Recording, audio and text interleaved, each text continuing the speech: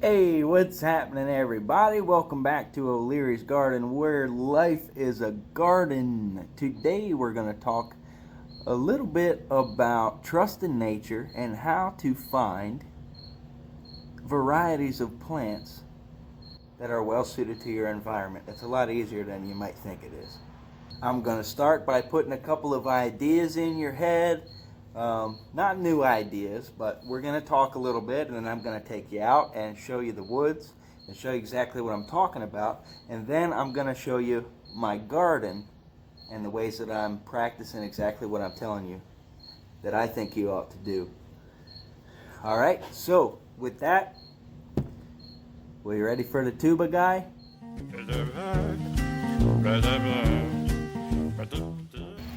So just while he was singing his song, I kind of changed my mind, and I decided we were going to come out and do this part first, because I want you to kind of come at this video with these things in your head already. I want to start by getting this picture in your head, so take a look at this.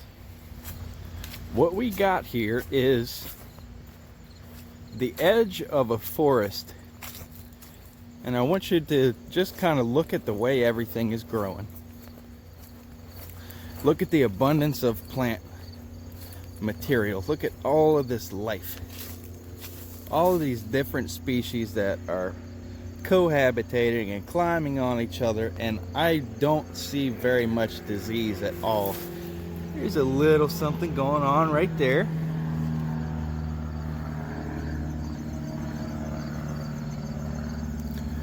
But everybody looks very, very, very happy. And I want you to think about that the next time you plant your garden, because nature does not plant 200,000 acres of corn. Nature plants 2,100 acres, 200,000 acres of whatever grows there. She knows what she's doing. She can handle it. And it's easier on you, and it's better for your soil and for your system and for your health to just let her do her job and let your things grow this way. Now, I know this is a little unsightly,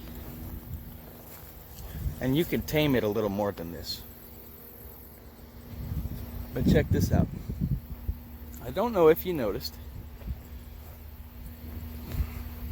but as we took this walk, we passed about 12 of these. You know what these are? These are wild mulberry trees. We've got them all over the place. All over the place on this edge surrounding our property.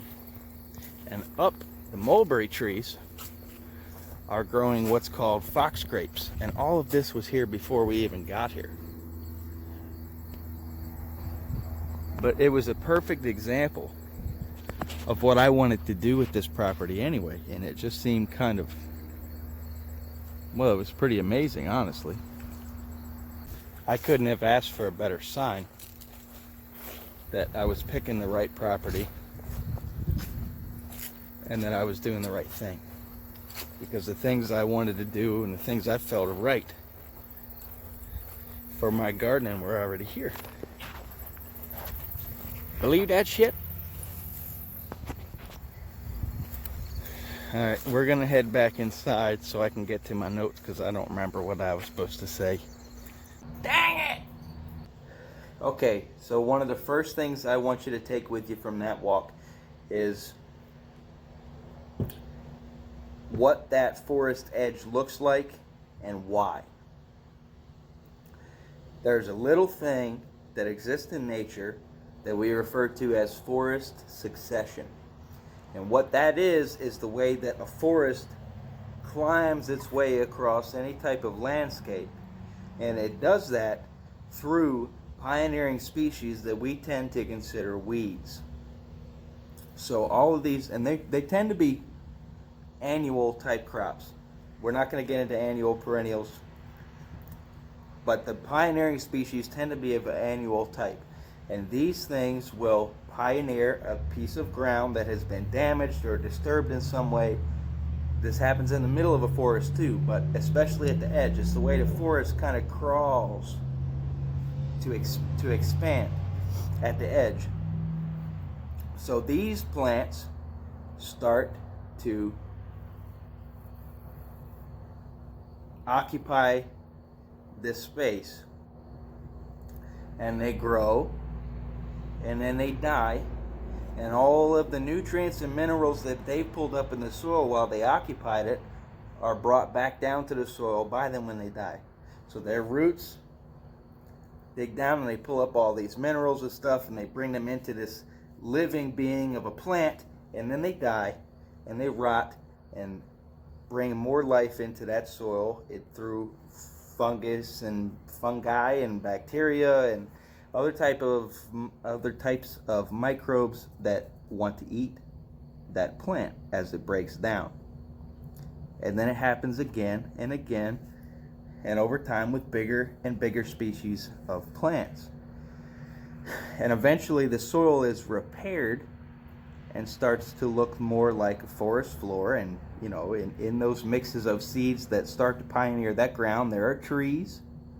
And eventually that area gets shaded, and all of that rotting plant matter and wood from woody types, pioneering species, and everything like that, all is breaking down into that soil, and eventually what you end up with is forest floor soil, fungally dominated, perennial favoring soil.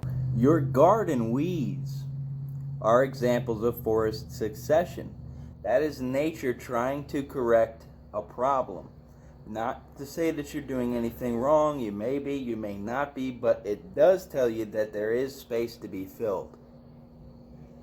That you can fit more in that space, and nature would fit more in that space if it was her plot. And if you think about it, they're all her plots, aren't they? Nature runs this place. We just fight her. Why? Why fight? Why fight nature? You can't win that fight. You're never going to win that fight. Why fight a battle that can't be won?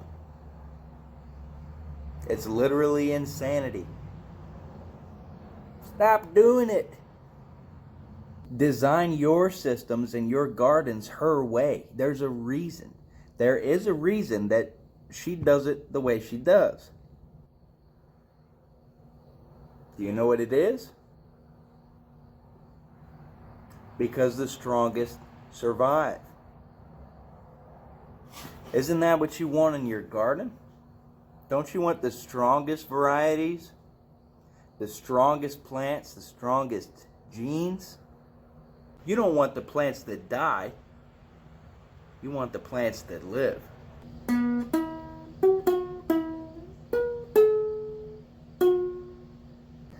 And now we're into the second part of this video, which was to try and help you understand how to find varieties that suit your property without fighting nature. I understand that we're not going crazy in depth into any of these things. I just want to start putting some of these ideas in your head so you can start playing with them yourself. So how do you find what variety works best on your property? You plant a bunch of different shit, preferably in the same year, so you get some kind of yield, most likely. Plant a whole bunch of different varieties and see which one does the best with the least amount of babysitting. You want to find plants that'll grow in a system like we just showed you there on the forest edge without kissing their ass. Let me show you what I'm doing.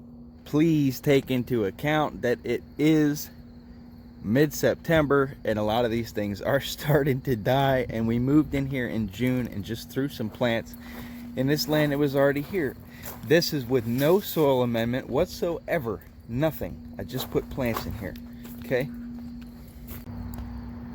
So what do we have in here? All along the back there, we've got habaneros.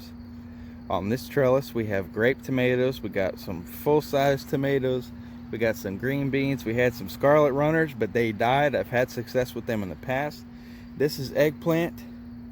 That's eggplant. That is millet sorghum that fell out of the bird feeder. Over here, we've got some more cherry tomatoes, and we have a cucumber plant that's climbing up some rose bushes. This is all sweet potato. And here, we have a really sad and pretty much dead, but very big pumpkin.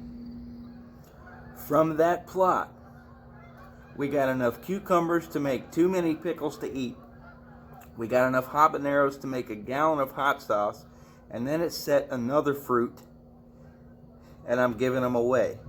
We got enough millet to feed the chickens several times. You've seen all the sweet potato greens. We got one pumpkin that's dead, and I didn't do anything.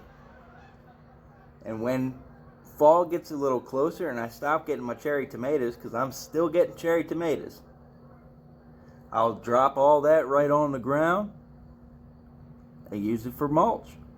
What I'm hoping to do with this video is open your mind to different styles of gardening and show you that using nature as a guide and trying to work with her as opposed to fighting her can work and can provide an abundance of food. It might not be the prettiest garden that you've ever seen, but I haven't even had to weed it. I'm not even playing with you. I didn't weed at all. You see what it looks like? The weeds are all food. I'd say one of the most important things that you should do as a gardener is break up with the idea of organization and neat little rows. You don't have to do it to be a gardener, but you do have to do that to get back to the garden. And with that, this has been another thing with O'Leary's Garden. If you enjoy the work we're doing here, please help support us by doing your Amazon shopping at o'learylink.com. Thank you for watching, and I'll see you on the next one.